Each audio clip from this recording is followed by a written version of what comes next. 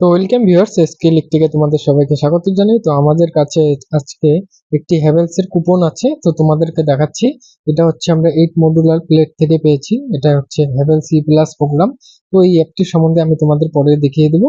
তো এটা এখন আমরা ঘষে এটাতে আমরা পয়েন্টটি প্রাপ্ত করব। তো এটা আমরা ঘষে নেব।